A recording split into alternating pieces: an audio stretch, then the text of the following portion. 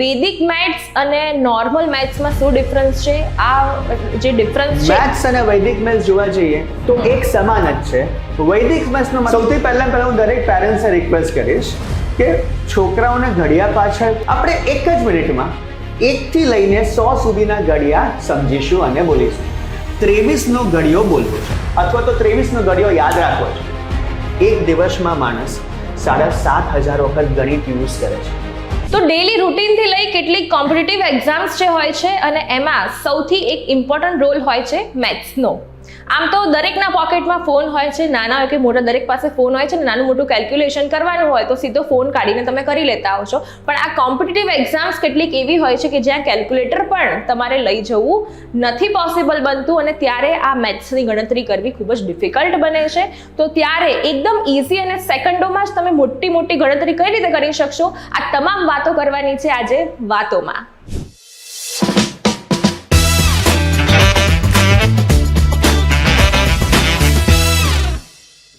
સો આજે આ તમામ પ્રશ્નોના જે મેં તમને મેથ્સ કીધું કે વૈદિક મેથ્સ અને નોર્મલ મેથ્સમાં શું ડિફરન્સ છે, આ જે ડિફરન્સ છે એ જાણવાનો છે. આ સાથે કોમ્પિટિટિવ જે એક્ઝામ હોય છે એ તમારે ક્રેક કરવી હોય, સારો સ્કોર કેવી રીતે તમારે લાવવો હોય અને તમારે એની પ્રિપરેશન કેવી રીતે કરવાની, સિલેક્શનમાં તમે કેવી રીતે સિલેક્ટ થશો, આ તમામ ટિપ્સ મળવાની છે. અને એની સાથે એની માટે આપણી સાથે જોડાયા છે વૈદિક મેથ્સ એક્સપર્ટ આલોક શાહ.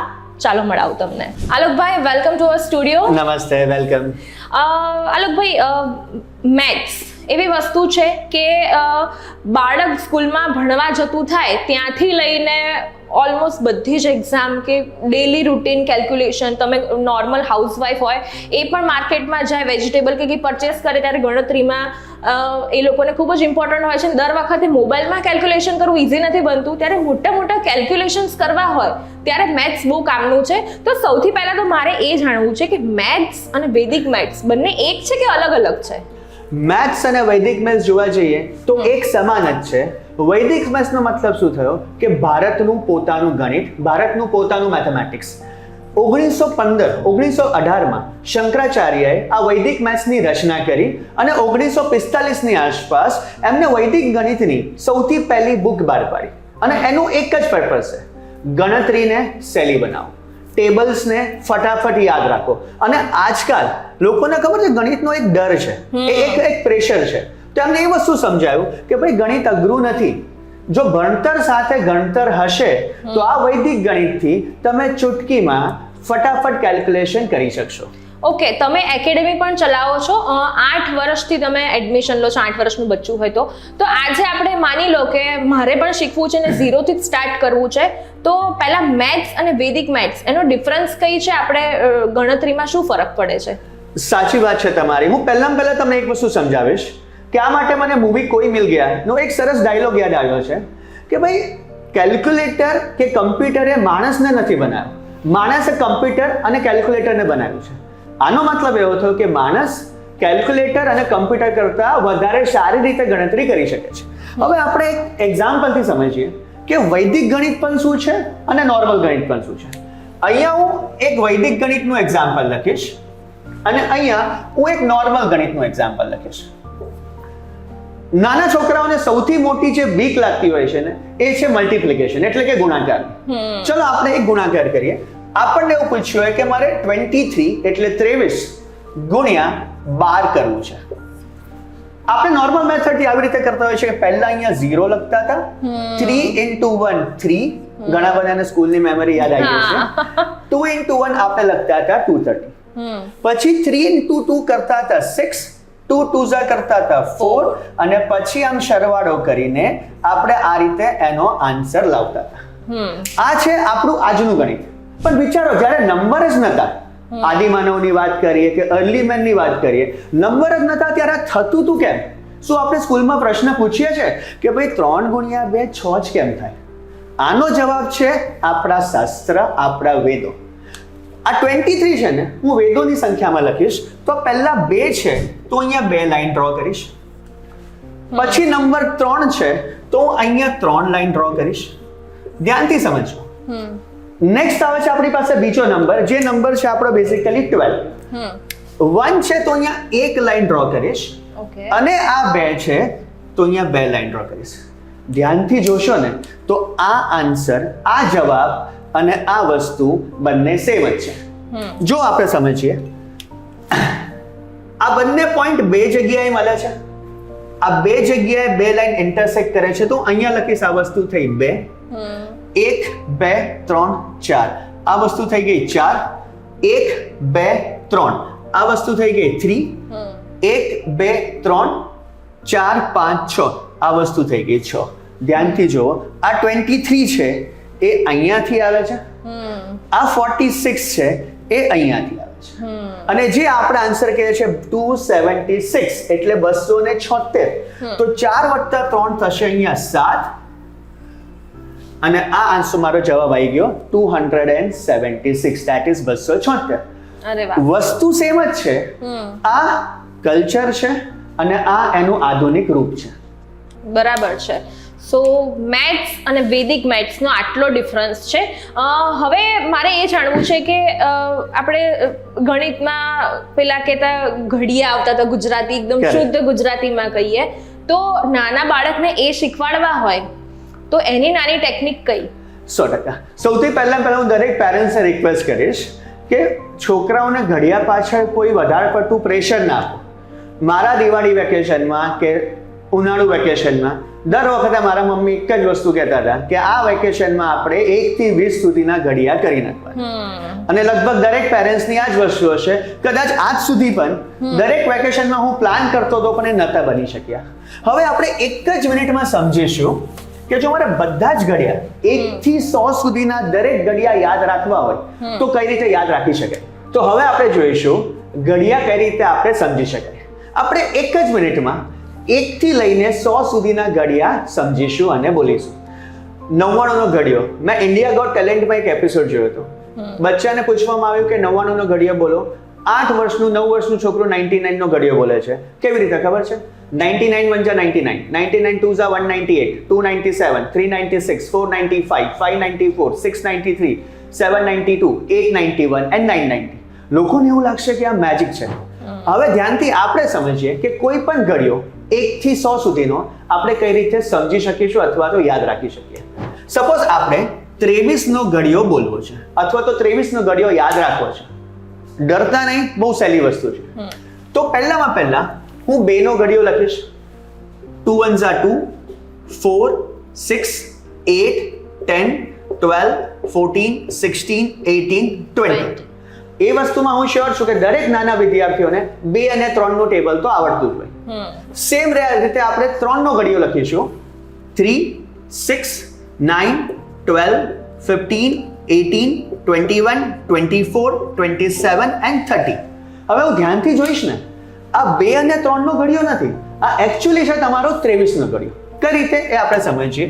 2 અને 3 આનું કોમ્બિનેશન થઈ જશે 23, એટલે આપણે એવું વિચારીશું 23 1 are 23. 4 અને 6 આ જોડીશું તો આ બનશે આપણું 46, that is 23 2s are. 6 અને 9 આ થશે આપણું 69.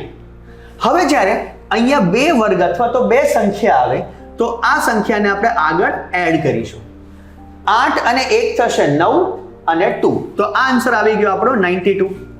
2 સંખ્યા છે, અહીંયા એડ થશે 10 અને 1 11 અને 5, તો આન્સર આવી ગયો તમારો 115. સેમ વે પર 138 161 184 207 અને 230. આ થઈ ગયો આપણો 23 નો ઘડિયો. અને આ મેથડ 1 થી 100 ના કોઈ પણ ઘડિયા માટે એપ્લિકેબલ છે. યાને 1 કે 2 મિનિટમાં આપણે કોઈ પણ ઘડિયા લખી શકીશું અને આપણે આપણા પેરેન્ટ્સને ખુશ કરી શકીશું. અચ્છા આલોકભાઈ, આ કેટ, જીપીએસસી, યુપીએસસી આ બધી જે એક્ઝામ્સ, કોમ્પિટિટિવ એક્ઝામ્સ હોય છે, ઘણીવાર બાળક આમ સ્કોલર હોય, એને આવડતું પણ હોય, કોન્ફિડન્સ પણ હોય, લખતું પણ હોય, પણ છેલ્લે શું થાય તો ટાઈમિંગ ઓછો પડે છે. તો એને મેથ્સ સાથે જોડી શકાય? 100% એને મેથ્સ સાથે જોડી શકાય. પહેલા સ્પર્ધાત્મક પરીક્ષામાં ખાલી આવડત નહીં, સ્પર્ધાત્મક પરીક્ષા એટલે સ્કિલ, એક્યુરેસી અને ટાઈમ, કે આપણે કઈ રીતે ઓછા સમયમાં ફટાફટ આન્સર્સ લાવી શકીએ છીએ. હું તમને એક નોર્મલ એક્ઝામ્પલ આપું કે આપણને સ્પર્ધાત્મક પરીક્ષામાં सम्स પૂછતા હોય છે મેથેમેટિક્સના, અને લોકોને ટાઈમ બહુ જ એટલે બહુ જ ઓછો પડે છે, કારણ કે એ લોકો 18-20 વર્ષના બચ્ચાઓ પણ નાના છોકરાની જેમ પેન પેપરથી કેલ્ક્યુલેશન કરતા હોય છે. એક આપણે એક્ઝામ્પલ સમજીએ કે જો મારે 97 નો સ્ક્વેર કરવો છે તો નોર્મલી બાળકો 97 into 97 કરતા હોય છે અને એમાં 1 મિનિટ ગુમાવતા હોય છે. જો આપણને વૈદિક ગણિત આવડતું હોય અથવા તો શોર્ટકટ સમજ્યા હોય તો આપણે આવું સમજી શકીએ કે આ 100 થી 3 ઓછા છે તો હું 97 માંથી 3 સબટ્રેક્ટ કરીશ અને આ જે 3 છે એનો વર્ગ લઈ લઈશ. સીધો મારો આન્સર આવશે 97 minus 3 that was 94 અને 3 નો વર્ગ થશે 9. આનો મતલબ એવો થયો કે જે કેલ્ક્યુલેશન કરવામાં 1 મિનિટ લાગતી હતી એ કેલ્ક્યુલેશન આપણે મોઢે 97 માંથી 3 ઓછા that was 94 અને 3 નો વર્ગ એટલે 9 આપણે ફટાફટ કરી દીધી. Almost 50 to 20 seconds. 15 સેકન્ડ્સમાં વસ્તુ થઈ ગઈ. 102 નો વર્ગ સપોઝ મારે ફાઇન્ડ કરવો છે તો આપણે એવું વિચારીશું 102 વત્તા 2 તો 104 અને 2 નો વર્ગ થશે 4 તો 10,404 આ અમારો જવાબ આવી ગયો. એનો મતલબ એવો થયો કે આપણે ટાઈમને હરાવી લીધો અને આપણું પેપર પતી જશે. એટલે એ છોકરાઓને બહુ મોટો બેનિફિટ થશે એનાથી. ઓકે, અને આ બધી જે કોમ્પિટિટિવ એક્ઝામ્સ હોય છે એની તૈયારી કેવી રીતે કરે? તમે ઘણી બધી કોલેજીસ છે એમાં લેક્ચર આપવા બી જાઓ છો એઝ અ લેક્ચરર, તો કેવી રીતે પ્રિપરેશન કરવી જોઈએ? સૌથી પહેલા જો આપણે એક ઝાડ કાપવું હોય ને તો પહેલા આપણે કુહાડીને શાર્પ કરવી પડે. પહેલા પ્લાનિંગ કરવું પડશે, સ્ટ્રેટેજી કરવી પડશે. હું તમને એક નોર્મલ એક્ઝામ્પલ આપું કે ઇન્ડિયા વર્લ્ડ કપ જીત્યું, આખું ઇન્ડિયા ખુશ થયું, બધા રોહિત શર્માને બહુ રિસ્પેક્ટ કરી, બહુ માન આપ્યું. પણ એક વસ્તુ સમજી રાખો કે એ 8-10 વર્ષની માણસની મહેનત છે. સેમ વસ્તુ જ્યારે આપણે સ્પર્ધાત્મક પરીક્ષામાં જઈએ છીએ ને તો યુટ્યુબના વિડીયો જોવાથી કે ખાલી કોચિંગ કરવાથી આન્સર્સ નહીં આવે અથવા તો આપણે ક્રેક નહીં કરી શકીએ. સૌથી પહેલા આપણે શીખવું પડશે કે આ પરીક્ષાનો એપ્રોચ કઈ રીતે થઈ શકશે. દરેક વિદ્યાર્થી ખાલી માર્ક્સ માટે ભણતું હોય છે, ભણતર છે પણ એમાં ગણતર ખૂટે છે. હું તમને ઘણા એક્ઝામ્પલ આપું કે એવો ક્વેશ્ચન પૂછવામાં આવે છે કે ચેસ બોર્ડમાં કેટલા સ્ક્વેર્સ હોય, લોકો આન્સર આપે છે 64 કે 65, પણ તમે બિલીવ નહીં કરવાનો, સાચો આન્સર હશે 204. ઘણી વખત આપણને એવું પૂછવામાં આવે છે કે તમે સેકન્ડ ફ્લોર પર આવ્યા ને તો કેટલા દાદરા ચડીને આવ્યા. વિદ્યાર્થી એવો આન્સર આપે છે સર હું તો લિફ્ટમાં આવ્યો, અથવા તો ઘણી વાર એવા આન્સર આપે છે કે સર 100 દાદરા કે 200 દાદરા. પણ આપણે એ વસ્તુ સમજવી પડશે કે દરેક ફ્લોર ઉપર આશરે 16 થી 20 ની આસપાસ દાદરા હશે. તો તમે તમારો આન્સર 40 કે 50 ની વચ્ચે આપી શકો. તો સ્પર્ધાત્મક પરીક્ષામાં કોમન સેન્સ આપણે કહેવાય ને કે સામાન્ય બુદ્ધિ એ આજકાલ લોકો બહુ જ ચેક કરતા થઈ ગયા છે. ઓકે, તમારું માઇન્ડ કેટલું એક્ટિવ છે, તમારું કોન્સન્ટ્રેશન કેટલું છે અને તમારો ઓબ્ઝર્વેશન પાવર કેટલો છે જરૂરી હોય છે. બીજા આપણે અમુક ક્વેશ્ચન જોઈએ, કેવા અમુક બેઝિક ક્વેશ્ચન, કેવા પ્રકારના બેઝિક ક્વેશ્ચન આ બધી એક્ઝામ્સમાં પૂછાતા હોય છે? કારણ કે લોકો રટ્ટો મારીને જાણી લેતા હોય છે અથવા તો એમની પાસે આવી ગણતરીનું નોલેજ હોય કરી લેતા હોય છે, પણ એ લોકોને એકચ્યુઅલમાં જે રિક્રુટર હોય એમને શું જોઈતું હોય છે એમના એમ્પ્લોયમાં? દરેક રિક્રુટરની એક જ રિક્વાયરમેન્ટ હોય છે કે એમ્પ્લોઈઝ મારી પાસે 5-6 વર્ષ ટકશે કે નહીં. આ હું વિદ્યાર્થીને લઉં છું, શું આ ઓનેસ્ટી છે, શું આને શીખવાની ધગશ છે અને શું આ વ્યક્તિ, આ પર્સન મારી કંપનીમાં લાઈફ લોંગ રહી શકશે. આ 3 ફેક્ટર્સ આપણને યાદ આવે. આપણે 3 ઇડિયટ બધા વિદ્યાર્થીઓએ જોયું હશે તો એમાં સલમાન જોશીનું એક ઇન્ટરવ્યુ આવે છે. એવું કહી શકાય કે એ માણસ જ્યારે વ્હીલચેર ઉપર ફરતો હોય છે અને રિક્રુટરને જે આન્સર્સ આપે છે ઓનેસ્ટીથી. ઇન્ટરવ્યુ માટેની સૌથી પહેલી ટિપ્સ, ના આવડતું હોય તો ના પાડો, ગપ્પા ના મારો. બીજી વસ્તુ કે be sincere and be discipline. Sincerity અને ડિસિપ્લિનની જરૂર એટલા માટે વિદ્યાર્થીઓને છે કારણ કે આજના જમાનામાં બધાને ખબર છે તમને ગણિત નહીં આવડતું હોય, તમે ભણવામાં કાચા હશો, અમે તમને ટ્રેનિંગ આપીશું. બટ જો તમે ડિસિપ્લિનમાં કાચા હશો, ઓનેસ્ટ નહીં હોય તો અમે તમને ટ્રેન નહીં કરી શકીએ.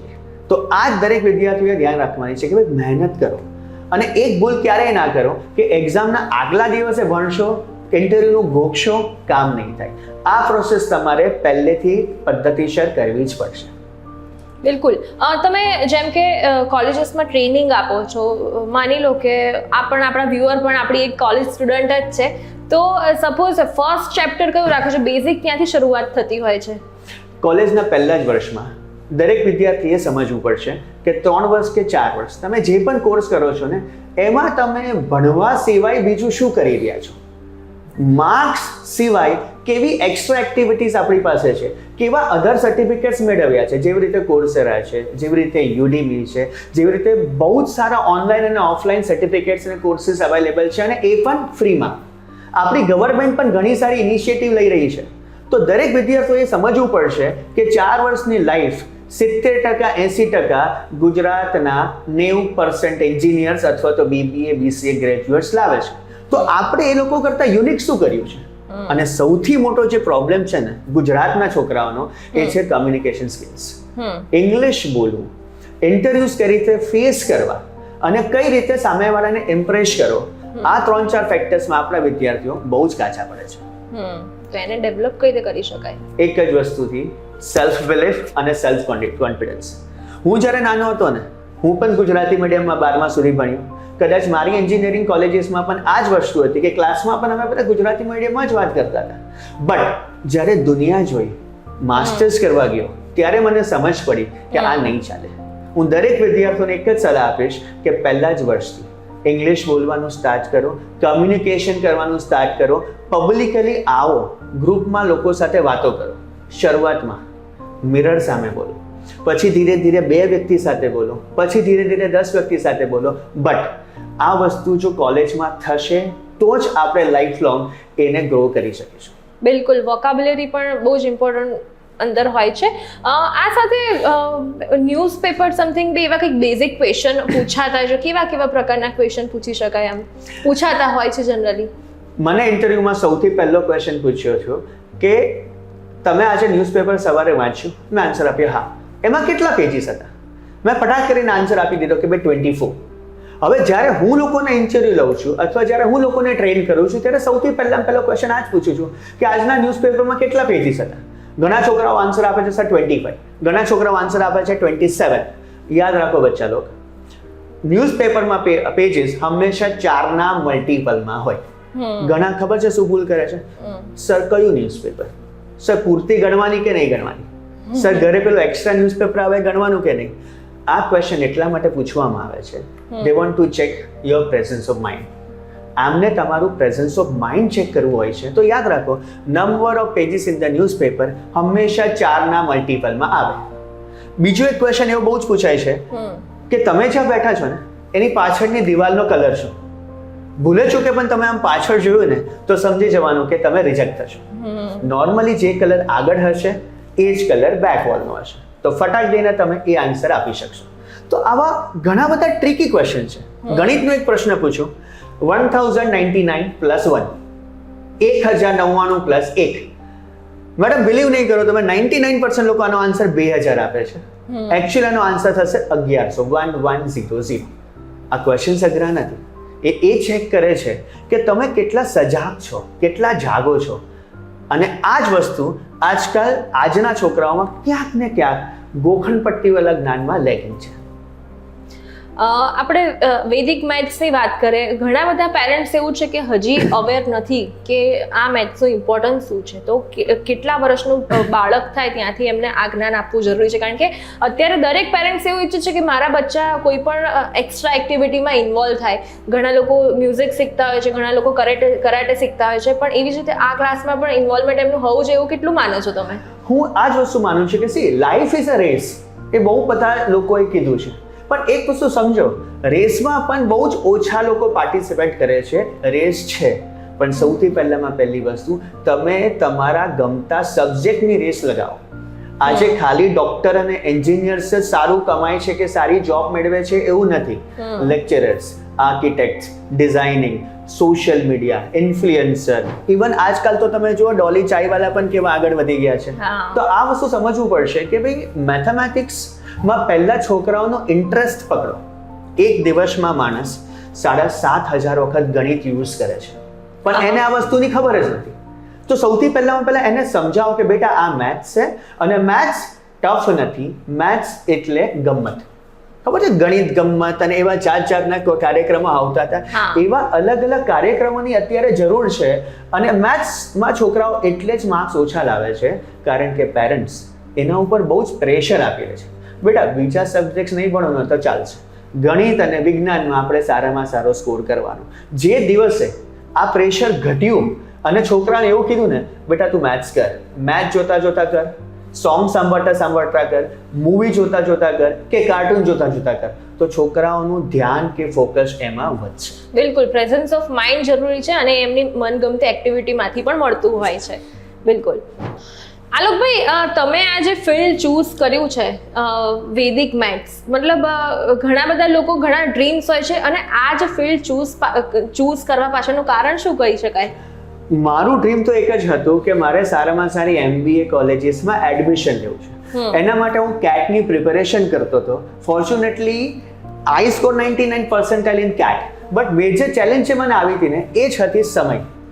સમ્સ બધા જ આવડે, પણ તકલીફ એ પડતી હતી કે ભાઈ 30 મિનિટના ટાઈમમાં કે 60 મિનિટના ટાઈમમાં હું આ સમ્સ કરી નતો શક્યો. પછી મારી ટેક્સ્ટબુકમાં એક ચેપ્ટર હતું જ્યાં મને અમુક શોર્ટકટ શીખવાડી હતી. મેં શોર્ટકટ શીખી, મને બહુ ગમી. પછી મેં વિચાર્યું કે યાર આ તો એક જ શોર્ટકટ છે, ચલો વધારે કંઈક ભણીએ. તકલીફ એ હતી ભારતમાં કે આવી કોઈ બુક્સ અવેલેબલ નથી. બિલકુલ. મેં થોડુંક સર્ચ કર્યું, મને ખબર પડી કે અથર્વવેદમાં શંકરાચાર્યએ એક વૈદિક મેથ્સની બુક્સ લખી છે અને એ બેસિકલી સંસ્કૃત લેંગ્વેજમાં હતી.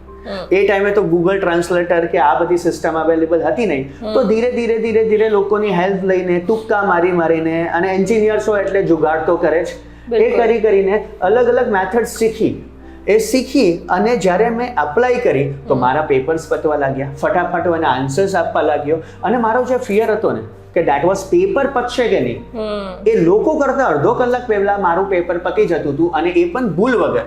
એટલે પછી મેં વિચાર્યું કે હું પોતે એક જણને ઇન્ફ્લુઅન્સ કરી શકીશ, 10 જણને ઇન્ફ્લુઅન્સ કરી શકીશ કે 100 જણને ઇન્ફ્લુઅન્સ કરી શકીશ. જો મારે વધારે કરવું હશે ને તો એને બુકના ફોર્મેટમાં મારે મૂકવું જ પડશે, સો દેટ હું આખી સોસાયટીને ક્યાંક ને ક્યાંક આમાં હેલ્પફુલ થઈ શકું. અને એટલા માટે જ કહી શકાય કે મારો પર્પઝ એક જ હતો, મારો સ્કોર સારો આવે. પણ મારો સ્કોર સારો આવ્યો પછી મને એવું થયું કે કેમ મારો એકલાનો, we should do something for the society also. અને એટલા માટે જ મેં એને બુકના ફોર્મેટમાં કન્વર્ટ કરી. હવે જ્યારે અમે ઇંગ્લિશમાં બુક લખીને તો સૌથી મોટી ચેલેન્જ મને આવી, ધેટ ઇઝ ગુજરાતના પેરેન્ટ્સ કે સર મારે તો ભણાવવું છે, મધર્સ કે પણ મને તો ઇંગ્લિશ વાંચતા નથી આવડતું. તમે એક કામ કરી શકો છો, તમે શું આને ગુજરાતીમાં ટ્રાન્સલેટ કરી શકો છો? અમે ગુજરાતીમાં ટ્રાન્સલેટ કરીને અમે ખરેખર એ વસ્તુ લાગી કે ભલે આ વસ્તુ આપણી સોસાયટી માટે બહુ જ ફ્રૂટફુલ છે. અને લાસ્ટ યર 2023માં ભારત ગવર્મેન્ટે પણ વૈદિક ગણિતને સ્કૂલમાં કમ્પલસરી સબ્જેક્ટ તરીકે સ્થાન પણ આપેલું છે. બિલકુલ. એટલે એવું કહી શકાય કે તમારો જ એક્સપિરિયન્સ છે, એમાંથી જ તમને શીખ મળીને પછી આ ફિલ્ડમાં, અને આમાં તમે બુક પણ લખી ને અત્યારે બુક બહુ બધી પોપ્યુલર પણ છે ને લોકો એનાથી ઘણું બધું શીખી રહ્યા છે. અને સૌથી સારી વસ્તુ છે કે ગણિત પ્રત્યેનો લોકોનો ડર ધીરે ઓછો થઈ રહ્યો છે. અને થેન્ક્સ ટુ આપણા જ બધા મીડિયા હાઉસીસ અને યુટ્યુબ ઇન્ફ્લુએન્સર કે જે આ બધાને બહુ જ સપોર્ટ કરી રહ્યા છે. This is not a money making. This is all about to improve a knowledge. અને છોકરાઓને ક્યાંક ને ક્યાંક ગણિત અને સબ્જેક્ટ પ્રત્યેનો ભય ઘટાડવો, એ જ આપણો સારામાં સારો રોલ છે. Okay, thank you so much આલોકભાઈ. તમે અમારી સાથે ને અમારા વ્યુઅર્સની સાથે આટલી important method, important information share કરી. હવે આપણા વ્યુઅરમાંથી જો કોઈ આવી કોમ્પિટિટિવ એક્ઝામ્સ આપતા હોય છે તો મને નથી લાગતું કે એમના ક્યાંય રિજેક્ટ થવાના ચાન્સીસ રહેશે. 100%. અને આઈ વિશ દેટ કે આ બધા જ સારામાં સારું પરફોર્મ કરે. All the best. All the best. તો જ્ઞાન છે એ વહેંચવાની વસ્તુ છે. એવું નથી કે તમે તમારી ટ્રીક કોઈ સાથે શેર કરશો તો તમારું જ્ઞાન ઓછું થઈ જવાનું છે. તમારું જ્ઞાન વધશે ને તમે બીજાનું પણ વધારશો તો એ તમારા માટે ગુડ લક જ સાબિત થવાનું છે. ને પોતાની જ ભૂલમાંથી ડિપ્રેસ થયા વગર એમાંથી જ કંઈક નવું શીખવું, એ જ આજની જીવવાની સ્ટાઇલ છે. બસ આવી જ બધી અવનવી વાતો સાથે ફરી મળીશું. ત્યાં સુધી જો તમે પણ અમારું પેજ સબસ્ક્રાઇબ ના કર્યું હોય તો આજે જ કરી લો, VTV Gujarati.com.